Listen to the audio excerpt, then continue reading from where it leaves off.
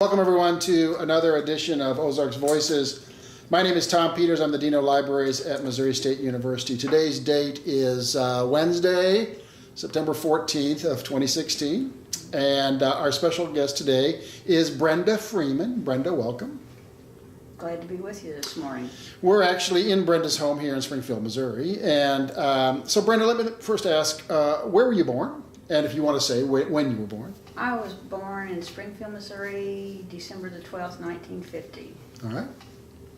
Became a senior citizen this year, or last year, I guess. Well, they seem to get younger and younger when you get your ARP application in the mail. There you go. But that's a moment in your life when you get that ARP application. You're now eligible. Well, and I'm doing so well. There's no complaints. I get tickled at all the hoopla. Yeah. So we want to explore all of your life, but your mother owned Aunt Martha's Pancake House for years, correct?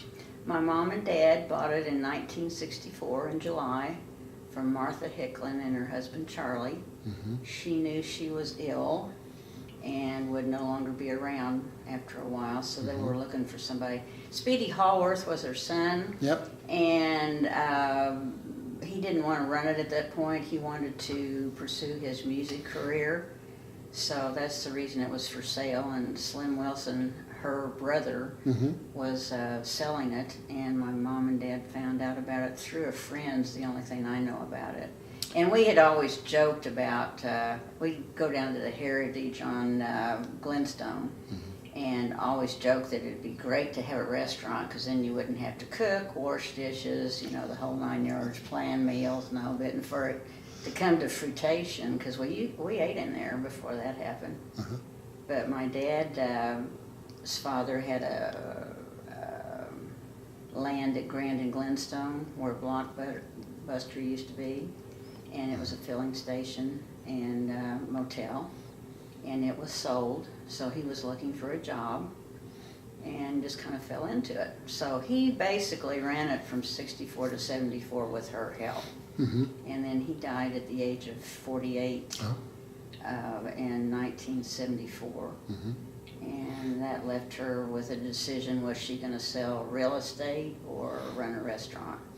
And she was good with people, but she liked them coming to her instead of going out and selling something. She thought it would be more fun. Hard work, but fun. Yeah, so she just continued doing it. She continued to do it from 74 till 2008 when she got really sick.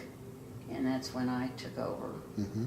She was in and out of hospitals and in skilled care, and hard to watch, but sometimes we go through it. Yeah. And so she came in one day that I wasn't sure she would live through that, because Aunt Martha's was her life, her baby, so to speak. And she came in one day, and I'd been running it for 3 or 4 months probably, and sat down and said, "Doesn't anybody in here know how to turn on the heat? I'm cold." And there were customers on both sides of the booth, and she was sitting in the middle, and I walked by, and they go, "Brenda, she's still running it." And I said, I know, and will be till when she's gone, and I understand that. Yeah. But she had quite the sense of humor.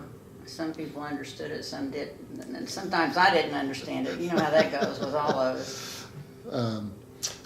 So did she have a dry sense of humor? You weren't quite sure if she was joking with you or not, or what was the nature? No, you weren't always sure whether she was joking or not. Yeah. She was serious and joking right then. You turn up the heat. You ought to know better. I think that was part of being sick and smaller, if that makes sense. Yeah. Okay. What do you know about how the restaurant got started with Martha Wilson? Martha Hicklin? Yeah. The only thing I'm aware of is that there seems to be a discrepancy on stories on if there was a Aunt Martha's before this one. To my knowledge, she may have been down on Jefferson and then moved out, but that was not what I was told. We thought it was the first. So there's two different that I'm aware of. The story I heard from, I interviewed Shirley Howarth, who's Yes. Speedy's daughter. Mm-hmm. This is just, this is what she said. She said, Martha had a restaurant on South Street originally, south of the square. Okay. And then it moved over pretty quickly within a year or two to South Jefferson. I haven't looked yet to see, but I think it's where the MSU Foundation is now, that bank kind of poured concrete Yes, building.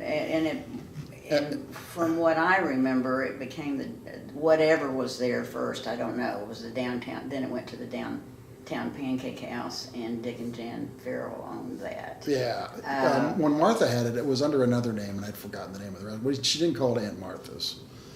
And then it must have moved out to South Glenstone. Yes, and Shirley Jean would be the one that would definitely know how it started. There's no doubt in my mind on that. So if you think in terms of restaurants that Martha was operating, there appears to have been 3 locations. But I did verify, because I thought when, I've only been here 4 years, but, Aunt Martha's that you owned and your mother owned was set off from Glenstone quite a ways. And there's a building in front, sort of east of it, I would say in front. And I thought that might have been an Aunt Martha's, and then they built a bigger building and she said no, it was just a totally different. You and a lot of other people have thought that. Is that the original Aunt Martha's? And I go, no, it was a liquor store that Johnny Morris owned. Oh, that was Johnny Morris's? Yes. Oh. And again, some people say it was the first one. Some say I do know there was a liquor store down there because I remember. And Johnny Morris Sr. was, because Johnny Morris of Bass Pro, the story I've heard is that customers come in to buy liquor and you get in conversation and we're going down to the White River, we're going to go fishing on a float trip or something. And so he was thinking, well, maybe I should convince his dad to allow him to put some bait and tackle in one corner of the liquor store, and that's sort of how he got started with Bass Pro Shops. And he made a really good go, hadn't he? He'd done good, yeah. He's done great. He knows what he's doing. That helps, doesn't it? So, okay, back to your life. So, born in 50, your mom and dad bought the restaurant in 64. So you were a teenager. Mm-hmm. I was 13 when they bought it. Yeah, what do you remember about it? I mean, was that an exciting time in your life? Do you remember, mom and dad are starting a restaurant or buying a restaurant? It was exciting. We lived 2 blocks from there, and we were allowed to cross Glenstone back then because it wasn't the traffic thing it is now. So we got to walk up to work. After several years, we decided maybe that wasn't such a good thing when they call and get you out of bed and tell you to come out and go to work. Need to live a little bit farther from work, yeah. But you got to meet a lot of people, and that was a lot of fun. Linda and I got a little bent out of shape. That's my sister. She was 2 years younger. Got bent out of shape because there were lots of people in there at that point. It was the going place, and they'd tell Mom and Dad where they'd seen us. Occasionally we weren't where we were supposed to be, and it's kind of like, we didn't like that. Be quiet. And then one day I got a little bit of little revenge. A customer asked Mom, said, your daughter was wearing your dress the other day, and it was just the opposite. Mom was wearing my dress. And I got tickled at that, but got to meet a lot of neat people. It was such a laid-back time then. You'd have Highland men in there drinking coffee like 4 to 6 to 8, and then the insurance people would come in, and they'd sit and talk. That doesn't happen a whole lot now, or didn't. Yeah. And so that was a lot of fun. I remember bussing dishes. I enjoyed that. Yeah. I also thought I wanted to be a manager, and so Dad got tired of hearing that and said one day, well, here's your chance, Brenda. This guy just walked out without paying his check. Go after him and get it. So what'd you do? I didn't ask him. I said, I don't want to do that. I don't want to do that. And he goes, well, you're a manager. You'd have to do that. And I go, I don't want to be a manager. And he said, well, you remember that? Speaking to the microphone. And the counting money back, I learned that from Mom and Dad, and I never understood that, but that means a lot. I still had people compliment me on the fact that I would count money back and that I knew how to do it without looking at the cash register. So That's a lost art. It really still is. irks me when someone serving me cannot tell me what my change is. Mm-hmm. Occasionally I've gotten the wrong change and they don't believe it. That happens. We all have our learning points, I know. It's kind of like me running a computer. Yeah. I can get by, but I'm not any expert. There you go, okay. So back to there's the phrase, it takes a village to raise a child, which sounds nice and warm, but when you're the child and everybody's telling you, well, I saw your daughter over here doing this. And there's a downside to that too, right? Well, I'm sure it stood us in good stead. It just got tiring when they knew where you'd been and you didn't think they had, It was kind of funny. Hadn't thought about that aspect of it. And of course, business back in those days, it was more like a home than a corporate type thing. I don't remember any corporate at that point. And of course, it was out in the middle of nowhere. Yeah, Glenstone was, a ways out at that point. Yes, and I've had people ask me when I tell them that it's an old kitchen barracks from World War II, well, how much did it cost to move it down? Or how was it moved down? And that really made me stop and think. I had no idea. I still don't have any idea. So that building was moved to that location? Yes.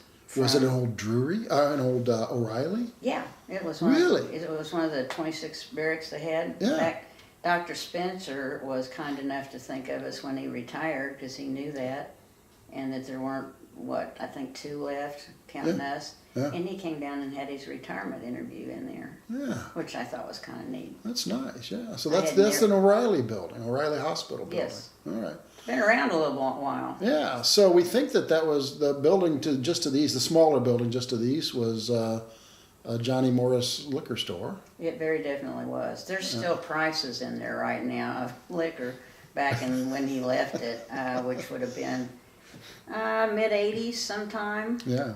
And of course you know that Casper's was in between the two. There was a Quonset. I did not know that. Casper's was located between the two buildings. Really? They had a Quonset hut. Yeah. And I remember his Coke machine. Boy, I'm aging myself on this. Coke machine with the glass bottles, and you had to pop them. And then hang by the... Yeah. You'd have to move it around. See, I'm old enough to remember that, too. Yeah. I think it was a nickel or a dime for a Coke back then. Yeah. I don't remember. You'd slip a dime in, and then you'd move it around. Yeah, and pull you'd it slip out. something in, and then I remember... Well, I don't want to go there with movies. But yes, and Casper's left probably somewhere around 87, 88. Did they move that building to their current location? I would guess that they did. I wasn't there at that point. Yeah. I would assume that that's the building. Yeah. Although I remember it being a little larger, but I was a little smaller too. Yeah. Shorter. Well, so that's a historic piece of area with 3 buildings there that probably should be on the National Register of Historic Places or something between Morris Liquor Store and I talked to Mom about that, and for some reason, and I'm not really sure why, she wasn't interested in doing that at that point. Probably just busy, if I had to guess. Wasn't a priority, if that makes sense. Yeah. Because she was really into history at one time. Mm-hmm. So just to complete you sold the business, or you closed the business. October the 17th, 2015. Okay. I imagine that was a difficult decision to make. Extremely. Yeah. Well thought out. Basically tried to avoid it every way I knew how. Yeah. I had planned on working till 70 and had a lot of customers that were wanting us to stay open, and there's lots of issues. It wasn't just one issue, if that makes sense to you. Yeah. Most business decisions are complex decisions. Older building took a lot of repair, Yeah. put a lot of new equipment in it in the last couple of years. When I took over in 2008, it was had to redo a lot of it because Mom wasn't in real good shape. Yeah. And had let it go kind of downhill. Yeah. And if it's an old O'Reilly building, I mean, they put up O'Reilly hospitals in a matter of months, and I don't think they constructed that to be lasting for 70, 80 years. No, and I used to just, every time a tornado would come through, I'd just be going, oh no. You know, and one time it was really coming through, and she and a couple of friends, she being Mom, were up there talking, shooting the breeze, and I said, aren't you going to get out of there? That's not very sturdy. Oh, we'll be okay. And I'm thinking, that's the last place I'd want to be. Yeah. But it was her baby. Yeah. And I understood, but it scared me. Yeah. Because there was no place to go in that building. No, I can't imagine if there were a tornado coming through, there'd be... No, and then when we had the ice storm in 2007, one of the only restaurants in town that had electricity, and we ran it. Yeah. We didn't have all of our electricity, but we had gas. In fact, I misstated that. We didn't have electricity, we had gas, so we were cooking. You were cooking. And there's enough natural light in there to... No, we had candles. We had candles. And some people were blessing Mom nicely, and others were a little upset that she had it open. But most people, especially the people that were without electricity, that had no place to eat, were really thankful. Yeah, why would people be upset that you had a restaurant open during major national... Some of the workers. Oh, yeah. You know, would rather be home with their families, which you could kind of understand that in a way, but business is business. And she had found she's real good at finding a generator from city utilities a couple of times when that happened. But they were wanting to know if we weren't sad that we didn't have electricity. We didn't have electricity down here, and that we had, because it came on quick too, within a day or two. So we were able to stay open that whole week. And then just within the past month or so, all of the equipment and memorabilia was sold off. Yes. When I closed it, I wasn't of the mindset of exactly what I was going to do and when I was going to do it. It had taken a lot out of me. And so I wanted to be sure I had a good head on my shoulders when I did something. And I found somebody that could hold a sale for me that did a real good job. And I was lucky to sell the equipment. You don't sell it near what it's worth. Because I bought a new air conditioner the August before it closed. Just a bunch of stuff, you know, it's business. You let go of it. Or it'll drive you crazy. So what do you plan to do with the building? Sold the building, sold the land. Don't know what they're going to do. Okay. They almost leased it, which kind of surprised me. They didn't, and I see there's a sign up there. At first, I thought they were going to put something in there. I won't go into what for privacy reasons. So I'm figuring they're going to tear it down and build something, which... kind of hate. What I would have liked to have done if I could have afforded it would be to totally rebuild the restaurant just like it looks, but having better facilities. Well, for instance, the since it was grandfathered, the restrooms hadn't been updated. And sooner or later that was going to happen, and that's rather costly. And our land stopped. I mean, it's just about where that building ends. There's not much room to do much. Really, because that's what I was wondering too. I'm trying to visualize. So, you didn't own the whole plot from this Glenstone all the way to that whatever that road is that kind of curves around back. Waverly. And yes, we did. You did own that whole land. So you own both buildings. Yes. Okay, but still not a big plot of land. No. Huge plot of land. No. And when you sell it, it's small enough that, there's so many more regulations than there used to be on how many parking lots you have to have and that kind of stuff. Right, stormwater runoff and all that fun stuff. That's going to run into the street. That's our plan. As long as it doesn't come through the front door, it's okay with us.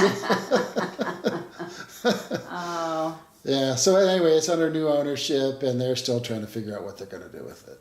Yes. Yeah. Okay. That's my understanding. So let's go back. So you're a 13-year-old teenager, and your parents have bought a restaurant and are operating a restaurant. And so you started by just, I imagine that, the family did the family congregate in the restaurant as often, if not more, than they congregated at home? Or yes, we ate dinner every day. You'd eat there there together. That's because we wanted to keep the togetherness. So you'd actually sit down and say, "Okay, it's time for dinner." Mm-hmm. Would you wait until after the dinner rush, or would you? Yes. Yeah. Or before, sometimes, depending on what was going on. But that got a little harder to do when Linda and I got involved in a lot of different activities. Yeah. Of course, it's not like it is now. I mean, there were activities, but not like now. Yeah. And one thing that came to my mind that's kind of out of pocket is that my parents wouldn't let me serve people as a server once I got old enough, because they were concerned that would make the other servers think that they were, giving me the best. Yes. And, I imagine that's true with all family-run restaurants, where if you got 4 or 5 people from the family and 4 or 5 other people, there's always kind of that friction between, you're not really family and you are, and yeah. Yes, very definitely. So they wouldn't let you. And it certainly helps when you have more than one person running it. Yeah, you wouldn't. So your parents wouldn't let you be a server. No, because I was going to make some money. Yeah. I wasn't making a lot of money busting dishes. Yeah, they actually paid you though for busting dishes. Once I got old enough, they did. I was a busboy in a restaurant. Yeah, it wasn't family owned. Yeah, and it's funny when I went back in, when I would help her when I had my other job at Dillard's, they would tell her what a good job I was doing. Mm-hmm. Well, she ought to. We trained her. I got the biggest kick out of that, because I was a lot quieter, because I had been taught way back to not slam them down, and I'm not saying everybody does, but some people don't make noise. Yeah. You don't want to make somebody jump out of their seat. Yeah. So then you grew to adulthood, and did you leave the area then? Or? I went to the University of Arkansas when I was 20 and graduated in 1973, and then I came back to try to find a job, but I couldn't find one that could support me. So I went to Houston, Texas with a friend and started work with J.C. Penney's in their management program. Got transferred to Lafayette, Louisiana. My dad died at that point right before I got transferred, so I said I'd give it 6 months, because I wasn't, been a lot of changes and I was a little upset. Yeah. And so I stayed something like 5 months and 2 weeks or something, and then I went to Tulsa. Tulsa was a lot like Springfield. It was closer, so I could get closer. And so I was excited about that. It was more what I was used to. Were you working for J.C. Penney in Tulsa? No, I was working for GMAC in Tulsa. Oh, really? Okay. What did you think of Tulsa? Loved it. Liked it? Yeah. Hated to leave it. Yeah. But needed to. How long did you stay in Tulsa? 5 years. Okay. So that would have been sort of near the tail end of the Route 66 era. Do you remember coming back and forth between Tulsa and Springfield? I'm guessing yes, but I was always in a hurry. Yeah. Remember some speeding tickets. I guess the turnpike had already been built by the 70s. Yes. Yeah. Yeah. So, okay. Don't know a whole lot about Route 66. I know what it is. I know where stuff is, but don't remember a lot about it for some reason. No major memories of No. Route 66, traveling Route 66. No. Yeah. Did the restaurant ever close down? Like sometimes some restaurants will close down for 2 weeks in August or something, and just give everybody a break. She closed down in November for a week, the week of Thanksgiving. Was how that was handled. It was kind of the break. That's good. Well, in a lot of servers, it's a small enough entity. They wanted to make the money, so some of them did care whether it was a week or 2. Some of them didn't. What she would do is pay them for how long they had worked, like maybe close for a week and then pay them for another week if they'd been there long enough. So what were the hours of the restaurant back in? How early did they opened at 5 and closed at 9:30. 9:30. Okay. And breakfast served all day long. Yes. And you had other things as well. Yes. Basically served a lot of dinners also and lunches until probably 95, something like that. Yeah. When you got so many restaurants that were specializing and things were changing a lot. Yeah. Because I ended up, we were open until 7 when she got so sick. That was in 2008, and we hadn't been even breaking even in the afternoon. So between her being ill and me needing to spend time there, I closed it till 2, 7 to 2. 7 to 2. 6 to 2. That's only that. So then you get to like a person could work from 6 a.m. to 2, and that's an 8-hour day. Well, yeah, but restaurants are restaurants. You don't, it's not an 8-hour day. I've worked in restaurants. I've never owned a restaurant, but it is. Did you say you were a bus person somewhere? I started off as a busboy at kind of a hotel complex in Fort Dutch, Iowa called Starlight Village. Starlight Village. Okay. And I would they'd bring in small conventions, the pork producers of Northwest Iowa would come in for a weekend, and 200, 300 people, and they'd stay in the hotel and they'd have their banquet in the restaurant, and I'd bust the dishes. Good experience, wasn't it? It was. It actually was a very good experience. Yeah, learned to deal with people. Yeah. And, yeah, and just restaurant people are great, and boy, the stories and things in the break room. I remember one waitress. So she waited tables on nights and weekends, and during the day she worked in a mortuary. Oh God! I bet she had some stories. Oh, and sometimes when I worked there, you got one free meal. So you sometimes a lot of people they'd come in, and if you were going to go on at 5 p.m., you'd come in at 4 and eat your free meal and chat and stuff. Right. So a lot of times, you couldn't eat. You could eat off the salad bar, but you couldn't have ham or something. Right. They had a buffet. And some forbidden items boy, I remember many times sitting there eating my meal. I'm only 17 years old. And that waitress would get going talking about her day, and I'm just like, I'm kind of losing my appetite. Yeah, I bet, real quick. I'm not sure I'd want to hear those kind of stories. I know. So, but just overall, people working in restaurants, it's an intense experience. And you get to know people pretty well when you work with them. I was usually a cook after I bust tables, and never was a wait person, but I cooked, and yeah, you sure do. You develop friendships, and so 64. This would have, if this is true, it would have happened before 64. I'm pretty sure. But there's a story that's almost become a legend out there that Willie Nelson came to town to audition for the Ozark Jubilee sometime in the late 50s. He was not allowed onto the show. I think he'd come from Texas. And so they didn't select him to perform. And evidently he was, didn't have a lot of money, so he didn't have enough money to sort of get out of town, to get back to Texas. And so he applied for a job as a busboy. Here we come back to busboys again. At Aunt Martha's, and he worked at Aunt Martha's for a while. Okay, the story I am aware of is that he did come in and try out for the Ozark Jubilee, that Lou Black told him he couldn't sing. He was with his wife, and his wife sang on the show. And see, the real Aunt Martha was on the show too. Yeah. So since she had a restaurant, she offered to give him a job, and he came out and washed dishes. He was a dishwasher. Yes.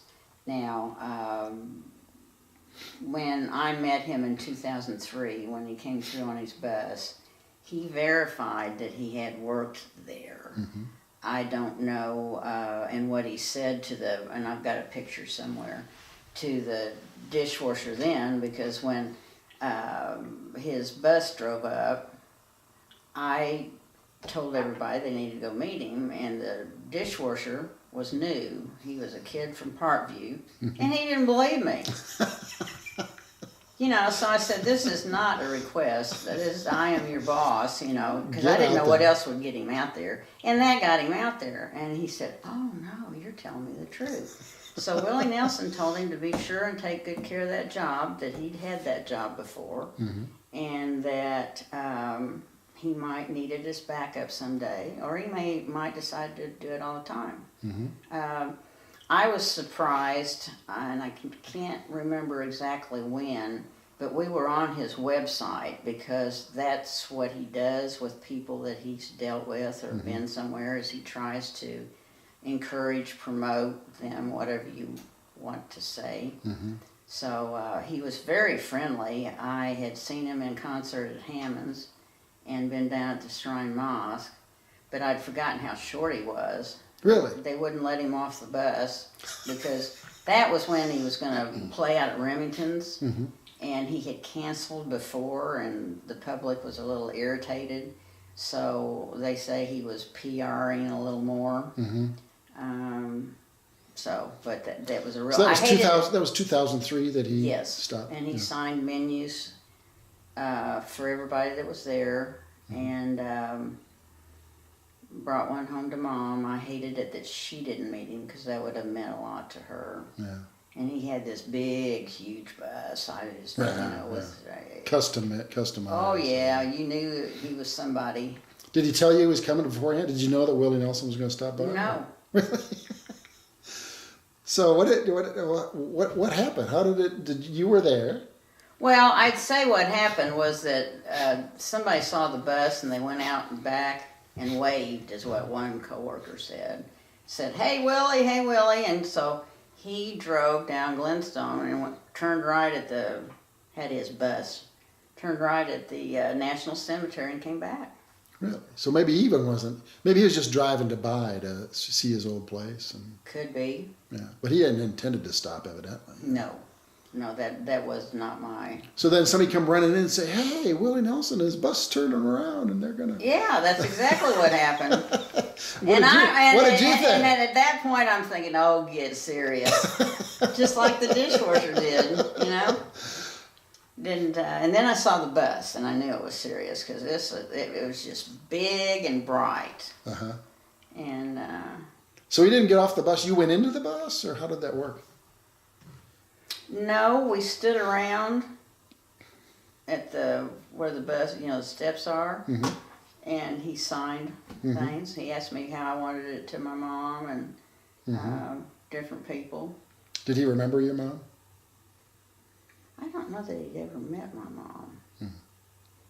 Because see, that would have been before. And when I meant to say that, when he worked there, had to be between 59 and 64, because it wasn't when my parents had it. Yeah, so it must have been 59, I can tell you that. 59, 60, somewhere in there. And you're familiar, I'm sure, with the Tall Timber Trio.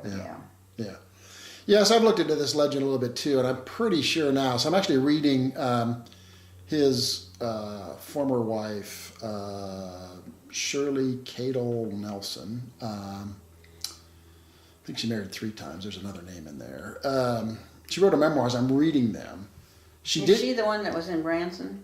She probably, I haven't gotten that far in the memoir, okay. But I think I wouldn't be surprised. She was a singer. Okay. But what I'm pretty sure is that, reasonably certain is that they were not married when she got on the Jubilee. Okay.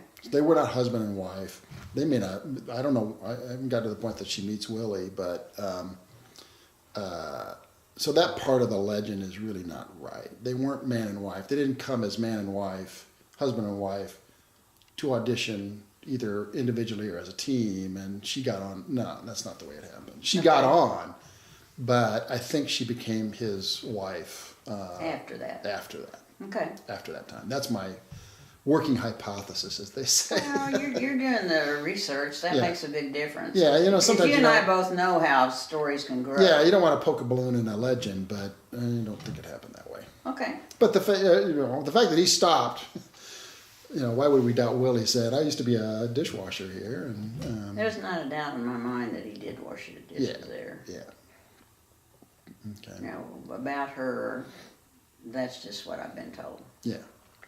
So when your mom became ill and passed away, you assumed responsibility for the restaurant, correct? Assumed responsibility in 2008 in July when she got sick. Yeah. Because she wasn't functioning at all. Yeah. And so you worked in many different jobs during your life. What did you think of that when I'm sure that was a time of high anxiety and well, I had always wanted to run a small business of my own. Okay. When I left Fayetteville, or before I left Fayetteville, I tried to convince my parents to help me get a restaurant started down there because they certainly needed them. And then when I was Tulsa, I did the same thing. Of course, that was what I knew. Mm-hmm. What did I think? What comes to my mind immediately is a comment I made to Mom because, being a small business owner has its definite perks and it has its downsides, just like being a corporate person does. Mm-hmm. And I got so tickled because one day I was working at Dillard's and I was a manager. I was there 15 years. And I walked in, I was just extremely frustrated. And I stopped by to see her and I said, God, it must be nice to own your own business and not have any problems, etc. Do what you want when you want, that's what I said. Right. And, I was old enough to know better. At that point, I was probably 40. And she goes, yeah, it sure is. There's vendors, there's customers, there's employees, there's the state, there's the federal government. I said, okay, I get the idea. Making payroll every month? Yeah, I liked the diversity of it. I liked the freedom. I liked meeting all the people. It was extremely disconcerting to me. It became harder and harder to get and keep good help. Mm. And so that was hard. Mm-hmm. As the years went by, it just got harder and harder to get and keep good help. Well, and some of that I think it's because of the age of the business. You could only update so much. For instance, the kitchen was so close that, so small that you had all the grills together, so there was nothing you could do about the heat. You had the heat on top of the heat. I air conditioned it, but that really didn't help a whole lot. Yeah. I would say it's rewarding in a lot of ways. It can kind of wear you out too, Mm-hmm. if you're got a lot going besides the restaurant. Mm-hmm.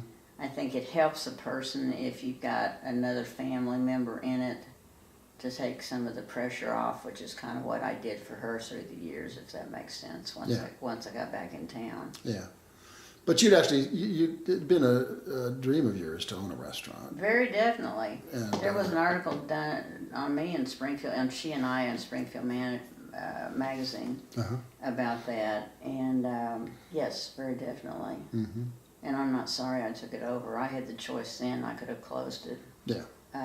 Not sorry. I just thought after certain, I kind of believe in God and things that happen. Yeah. Over and over. Things happen for a reason. Yes, very definitely. Mm-hmm. And I wanted to close the doors with people in Springfield and me both having good memories of Aunt Martha's instead of, because the last year we had to close on Sundays at times, different times because Cook's not showing up. Oh, really?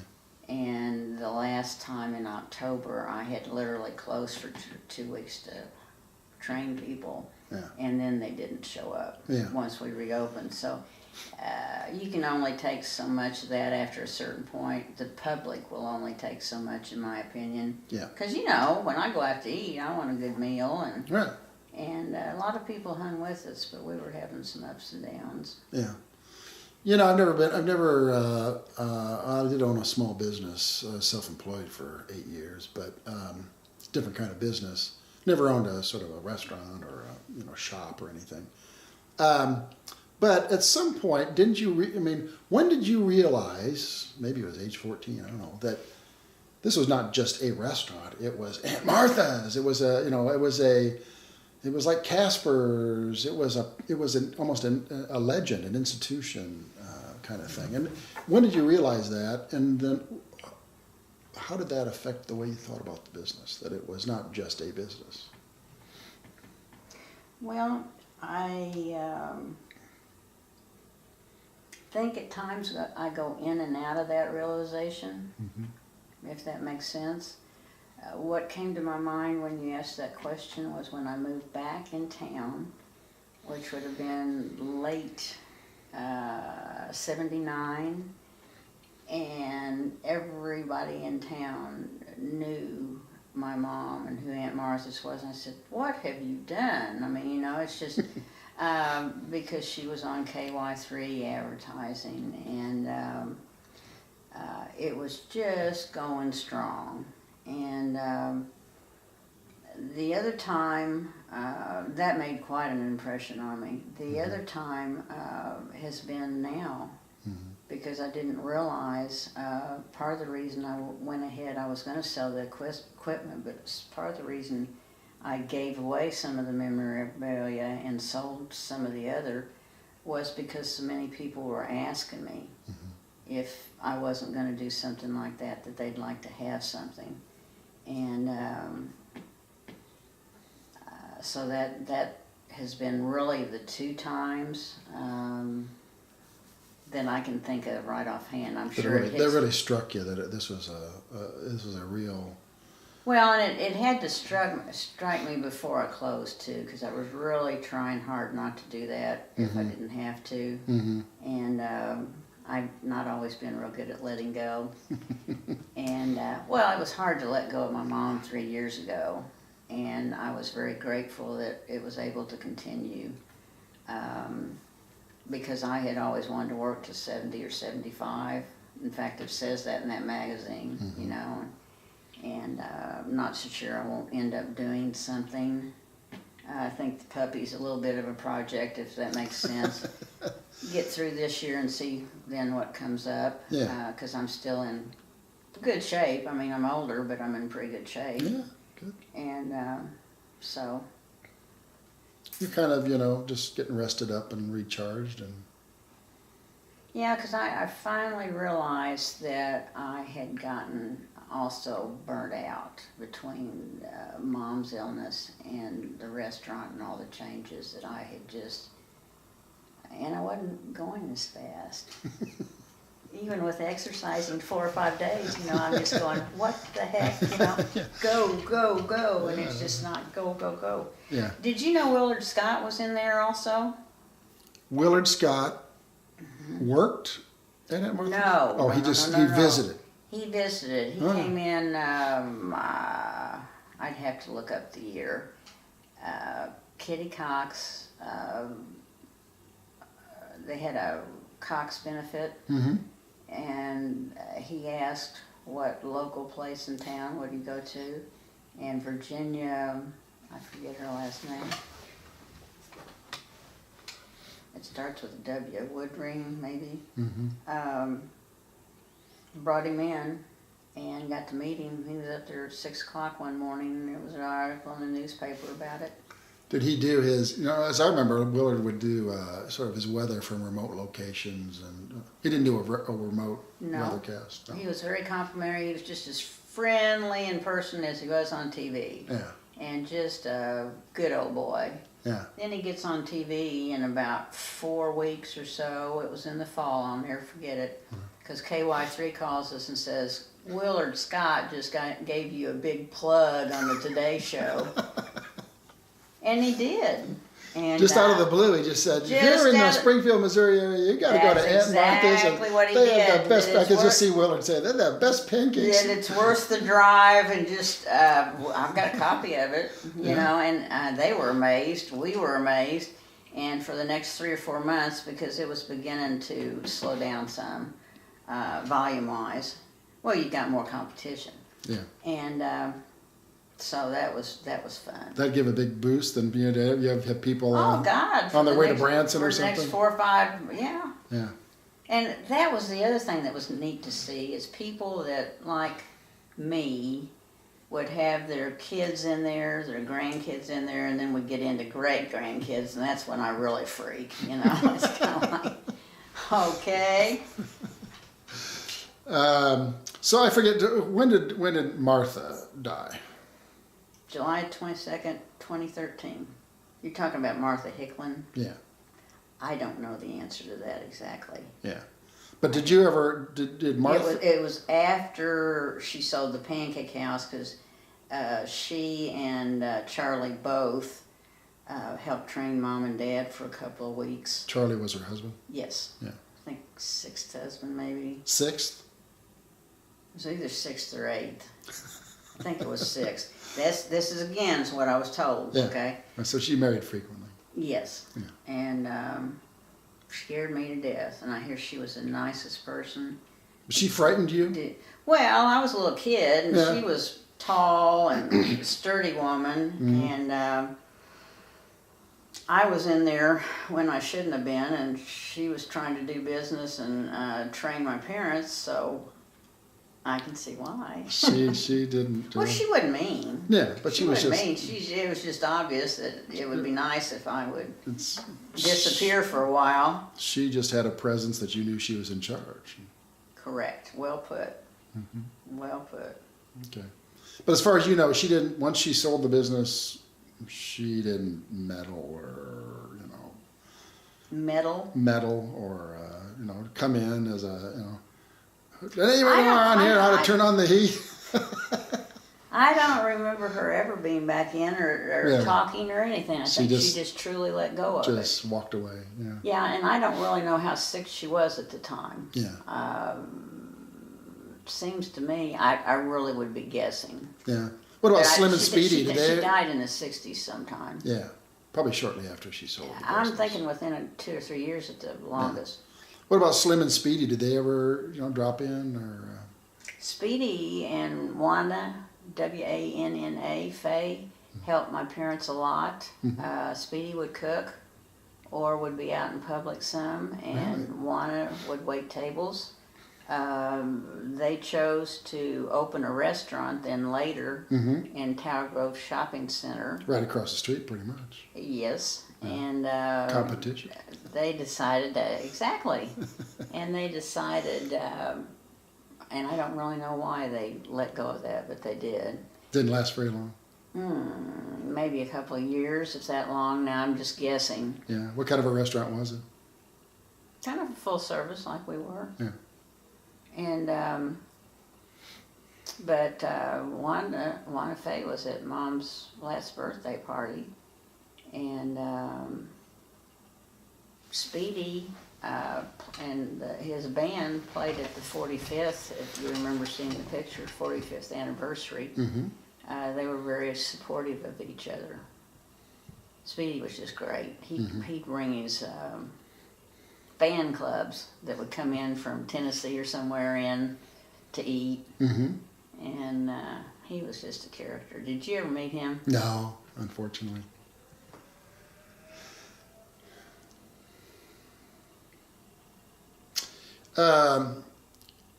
So a little bit about Glenstone. Glenstone back then was 65. And so people going to Branson were going down to Glenstone. Did you have a lot of out-of-state visitors and customers at Aunt Martha's? And... Always had a lot of out-of-state customers. Still do, or still did. Yeah. I had people texting me from Kansas City, what's going on. We come there once a year when we go to the lake. Mark Finn, a bunch of people like that, and people that have graduated from the different colleges, whether it be Drury, MSU, or Evangel. So you got a lot of college kids over the years would come in? We did have, yes. College kids and breakfast food is just like hand in glove. You better believe it. Had an awful lot. Did a lot of, we supported MSU, had tickets,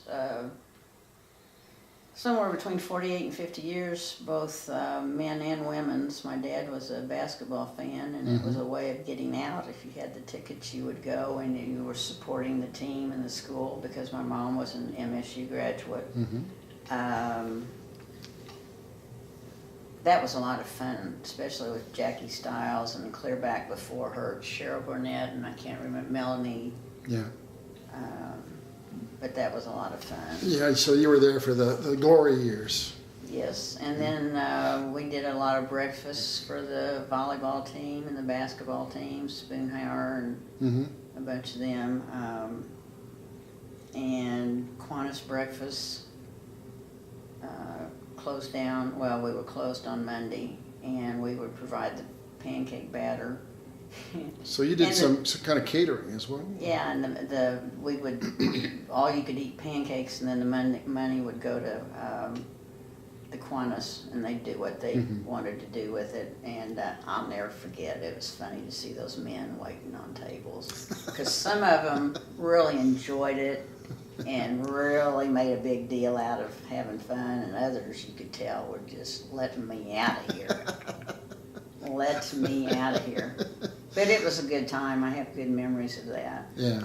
Now, I'm not asking you to divulge any secrets, but were there any, was there a secret ingredient or a secret to making excellent pancakes? Yes, and that was one thing that Mom always threatened me with my life. Well, you told anybody? Well, because we're talking about I was young when I knew it, so it's kind of like, so you've known the young secret. Being 20, okay? So this is like the KFC recipe or something. Yeah, right? so it's kind of like, I'm not going to say anything. She threatened you, huh? Oh yeah, she wanted to be sure I understood, and I did understand, but that's the only secret recipe that I can really think of was the pancakes. And so there is a secret recipe. Yeah, in fact, I've had some people want me to give it to them.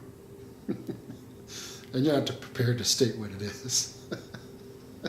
No, I just really haven't thought about it, in all honesty, if that makes sense. It's amazing to me what it takes to run a restaurant and then what it takes to close one, if that makes sense. Well, I was going to ask you that. So again, I've never owned a small business like that, but when you realize you're dealing with a legend, and I'm asking a question, but I'm kind of portraying it as a scenario. So you've got a legend, but in a strict business sense, it's not doing too well. Or you sort of see the end of the lifespan of a restaurant. I once had a restaurateur tell me the average lifespan of a restaurant, any restaurant, average is 10.5 years.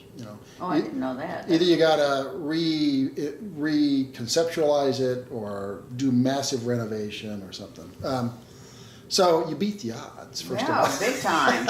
I like hearing that. Tell me more. That's right. Those kinds of But it must be a difficult decision to say it's over.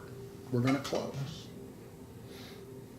It was really difficult for me, and quite honestly, I probably put it off a little longer than needed, if that makes sense.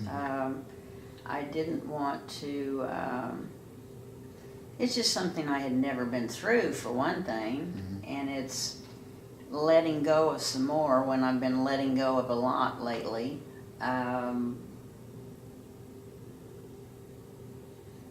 But again, I knew it was time. I knew it was past time, and from what I saw, I couldn't keep up with it.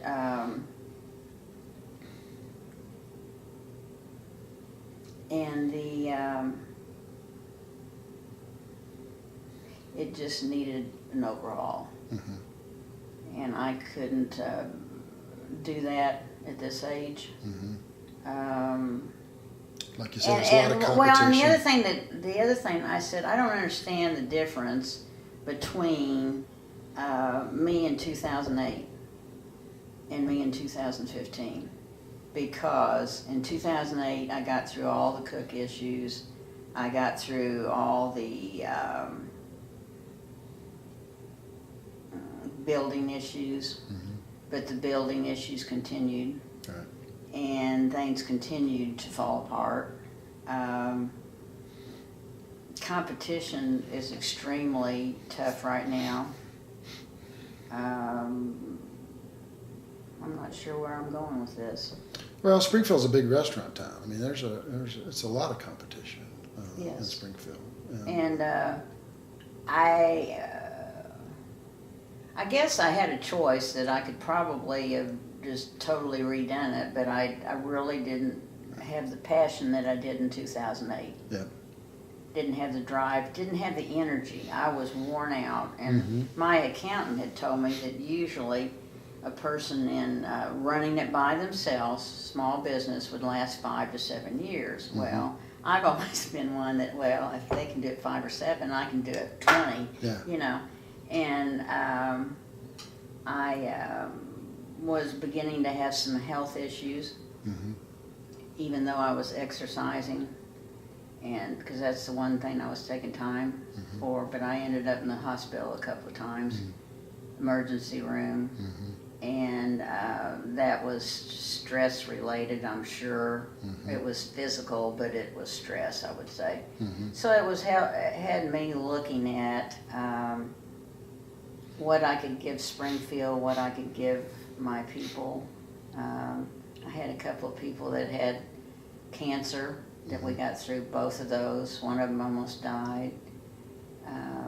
Just a lot of, and small places like that, you don't have the people to replace. I can't be replaced as easily. The servers can't be.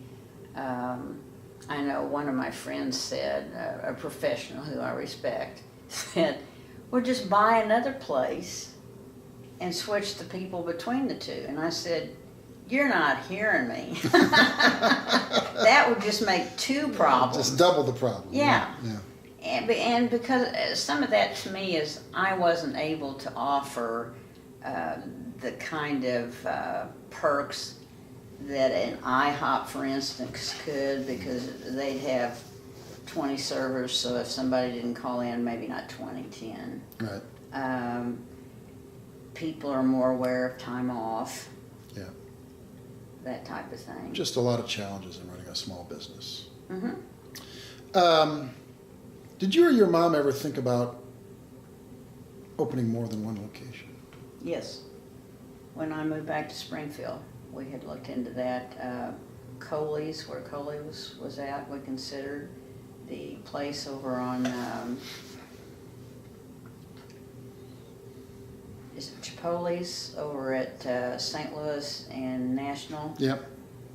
That was a gas station. We thought that would be perfect in between Drury and SMS. Yep. Just never got to fruition. Yeah.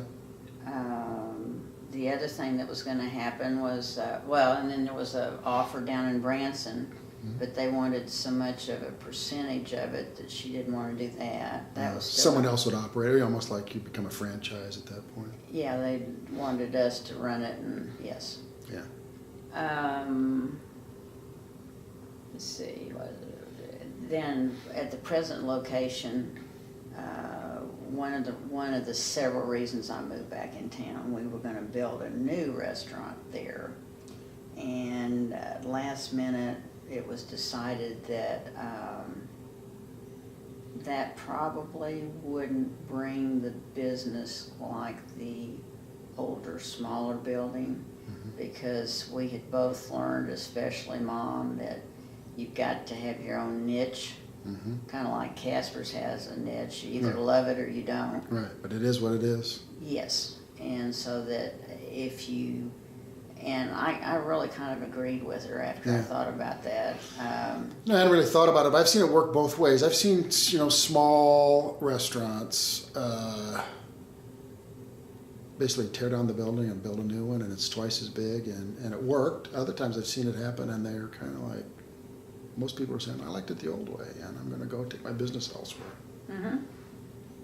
So it's a real risky thing to... Yeah, and that's the reason at that point she told me she left that little building up there, because there was something about the little building, if she left that she could build that business like that.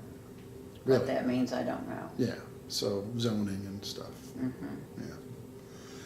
Well, Brenda, thanks very much. Well, you're very welcome. Thanks for being interested. Yeah. Very nice talking to you. We've been speaking with Brenda Freeman, who is both she and her parents over the years owned Aunt Martha's Pancake House.